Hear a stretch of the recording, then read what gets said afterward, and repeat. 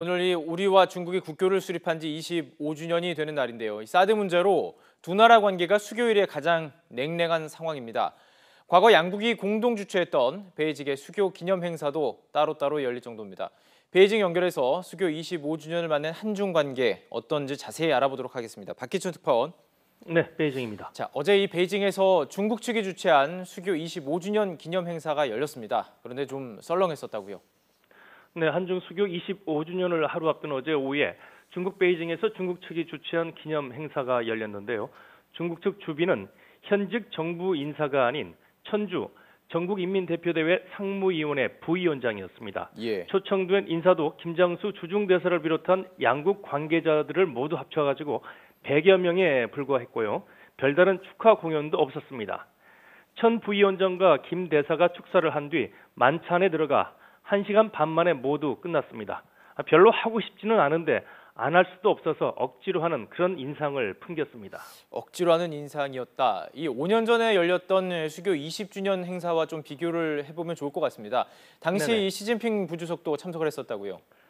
네, 과거 중국 정부는 5년 단위로 수교 기념 행사를 우리 측과 공동으로 개최했습니다.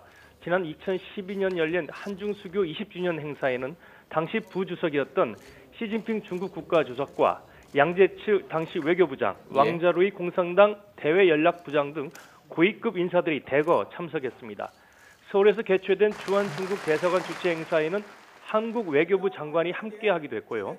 그런데 이번에는 중국이 별도로 기념 행사를 열었고 주변의 격 또한 5년 전과 비교하면 크게 낮아진 겁니다. 그렇습니다. 그리고 오늘은 이제 서울에서 주중 한국 대사관이 주최하는 또 기념 행사가 열린다고요. 서울이 아니고 중국이죠. 주중 한국 대사관이기 때문에요. 그 베이징 중국 대반점에서 열리는데요. 기념식뿐만 아니고 그 학술 심포지엄과 한중 경제인 포럼, 투자 로드쇼 등 다양한 부대 행사가 마련이 됐습니다. 기념식에 초청된 인사도 500여 명이 되는데요. 어제 열린 중국 측 행사보다 규모도 크고 내용도 훨씬 더 풍성합니다. 한중 관계를 중시하고 있다는 우리 측의 의지를 보여주기 위한 것인데요. 하지만 중국 측의 반응은 시큰둥합니다. 중국 측의 그 주빈 자격으로 참석하는 인물이 완강 정치협상회의 부주석 겸 과학기술부장입니다. 정치자문회의격인 정협 부주석은 의전 서열에서는 장관급보다 한 단계 위지만 22명이나 됩니다. 또 완강 부주석은 공학 박사 출신으로 공산당원도 아니고 한반도 관련 업무에 관여한 적도 없는 그런 인물입니다. 그렇습니다. 자, 한국을 뭐 특별히 홀대하지는 않지만 그렇다고 뭐 특별히 챙기지도 않는다. 뭐 이런 뜻인 것 같은데요. 한중 관계가 이렇게 냉랭하면서 중국의 한국 교민 사회가 좀 궁금합니다. 많이 침체해 있다고요. 네, 그 베이징 동북부 지역에 우리 교민들이 밀집해 사는 지역이 있습니다. 그 왕징으로 불리는 곳인데요.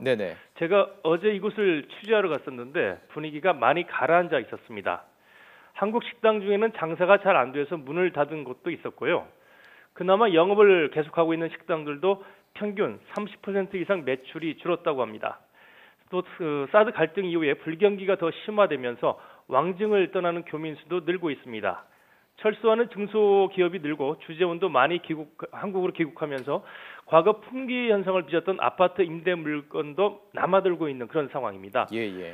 한국인들이 빠진 자리를 중국인들이 빠르게 메우면서 그 대표적인 코리아타운이라는 왕징의 명성도 퇴락하고 있다는 평가가 나오고 있습니다. 그렇군요. 주중 한국과 중국의 25주년 수교 기념 행사부터 현지 분위기까지 전체적으로 짚어봤습니다. 박혜천 중국 특파원과 이야기 나눠봤습니다. 말씀 고맙습니다.